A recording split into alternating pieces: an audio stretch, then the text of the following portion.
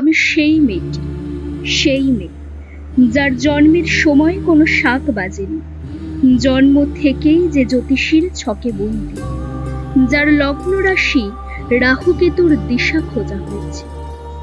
না, তার নিজের জন্য নয়, তার পিতার জন্য, তার ভাইয়ের জন্য, তার স্বামীর জন্য, তার পুত্রের জন্য। কিন্তু যার গর্ভ থেকে তার জন্ম, সেই মায়ের কথা বলেন কেউ? আমি সেই মেয়েটি যে জন্ম থেকেই বিবাহের জন্য বলি প্রদত্ত, যার বাইরের চেহারা, চোখ, নাক, মুখ, ত্বক, চুল, রং নিয়েই কেবল দর কষাকষি। কালো না ফর্সা, খাদা না টিকালো, লম্বা না বেটে, কুতকুতে না টানা টানা, যার মাথার বাইরেটা নিয়েই সকলের ভাবনা, মাথার ভিতরটা নিয়ে কারো কোনো মাথা ব্যথাই নেই। আমি সেই মেয়েটি যে ছোট্টবেলা থেকে শুনেছে জোরে জোরে কথা বলতে নেই, ছুটতে নেই, চেঁচাতে নেই, হাসতে নেই, এমনকি কাঁদলেও লুকিয়ে লুকিয়ে। আমি সেই মেয়েটি যাকে বলতে নেই খিদে পেয়েছে, ঘুম পেয়েছে, ইচ্ছে করছে না, ক্লান্ত লাগছে, আর পারছি না, আর পারছি না। আমি সেই মেয়েটি খেলার জন্য যার হাতে তুলে দেওয়া হয়েছে পুতুল, পুতুলের আদল পাওয়ার জন্য, পুতুলের সংসার বানাবার জন্য।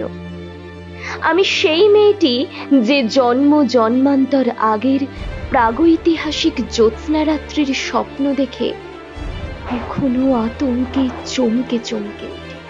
সেই অর্ধ দানব অর্ধ মানবের প্রস্তর কুড়ালের কাঁটা আমার সিঁথি দিয়ে ঝরতে দেখেছি রক্তধারা।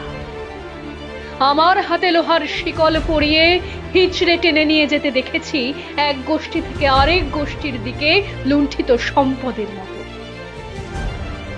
জন্ম জন্মান্তরে আমি বীর্য শুক্লার চৈতন্য বহন করে নিয়ে চলেছি। আবার স্বপ্ন ভঙ্গে জেগে উঠে দেখেছি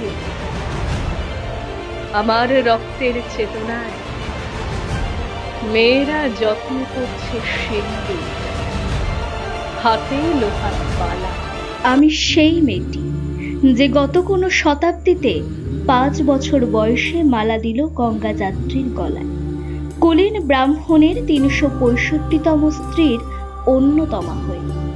স্বামীর গর্বে হয়েছি গর্বিনী। একাদশীর দিন অবুঝ দশমী বালিকা তৃষ্ণায় আটক ঘরের মাটি লেহন করতে করতে প্রাণ ত্যাগ করেছি। সন্তানের পর সন্তানের জন্ম দিতে দিতে রক্ত শূন্যতায় মুখ থুবড়ে পড়েছি সুতি কাগারে, জ্বলে পুড়ে মরেছি সতীদাহে। আমার অসহায়ত্বের মধ্যে পুরুষের পৌরসত্ব ওঁত পেতে থাকে। আমি বুঝতে পারিনি যে চাকরির জায়গায় নিজের কাজের কুশলতা দেখাতে নেই। আমি বুঝতে পারিনি যে আমার প্রেমিককে তার প্রেমপত্রের ভুল বানানগুলো ধরিয়ে দেওয়াটাই আমার ভুল হয়েছিল। আমি বুঝতে পারিনি যে আমি যদি কবি হতে চাই, আমার বন্ধুরা বলবেন ওটা কবিতা হয়নি, পদ্য হয়েছে। আমি বুঝতে পারিনি যে একবিংশ শতাব্দীর সীমানায় এসেও এই পুরুষ শাসিত পৃথিবী বুদ্ধিমতীদের জন্য অপ্রস্তুত। এখনো বিদেশে প্রতিভাশালিনীরা নির্বোধ সেজে ছেলেদের সঙ্গে ডেট করে, কারণ পুরুষেরা নিজেদের চেয়ে বেশি বুদ্ধির ধার কখনো সহ্য করে না। আমি সেই মেয়েটি যে দেখেছে একজন নারী কেমন করে নিছক মেয়ে ছেলে বনে যায়, চরিত্রের উল্টো দিকে হেঁটে যায় সফল স্বামীদের মেয়েরা। শিক্ষার চেয়ে বেশি উজ্জ্বলতা পায় বেনারসি শাড়ির উপরে, বুদ্ধির চেয়ে দীপ্তিমান হয়ে ওঠে অলংকারের হীরা পান্না।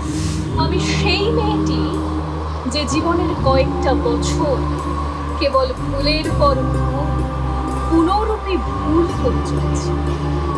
আমি বুঝতে পারিনি যে আমাকে এফিশিয়েন্ট আধো আধো গলায় বলতে হয়, আচ্ছা বলতে পারেন ক্যাম্পাসটা মেট্রো কলেজে থেকে যাই।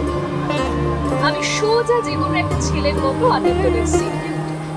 আমি বুঝতে পারিনি যে বাসে উঠে রড ধরে সোজা দাঁড়াতে পারলে লেডিস সিটের পুরুষেরা আমাকে কখনো জায়গা ছেড়ে দেবে না। টাল সামলাতে না পারার ভান করে গায়ে ঢলে পড়লেই আমার মেয়েলিত্ব ফুল মার্কস পেয়ে যেতে পারে।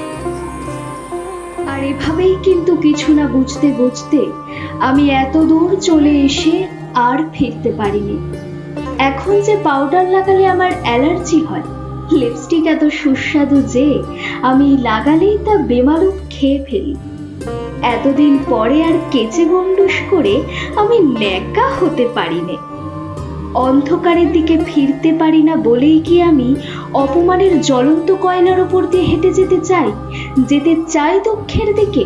আমি প্রণাম জানাই সেই প্রথম আগুনকে, যার নাম বরণ পরিচয়, সেই অগ্নিশুদ্ধ পরম্পরাকে, সেই সব পুরুষ রমণীকে যারা ঊনবিংশ শতাব্দীর অন্ধকার হাতলে জ্ঞানের শিক্ষা জ্বালিয়ে এক জন্মে আমাকে জন্ম জন্মান্তরের দরজা খুলে দিয়েছিল।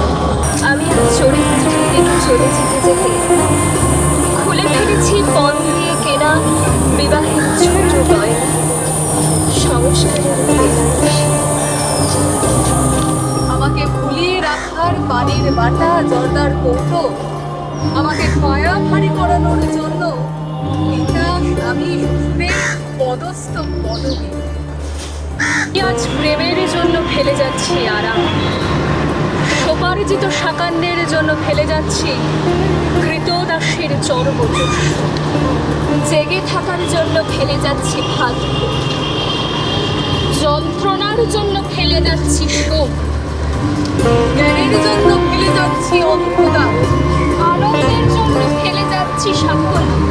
আমার হাতে চলছে দিশারীদের শিক্ষার মহানাম। আমি সেই মেয়েটি, আপনারা নিজের দর্পণে দেখে আমাকে চিনুন।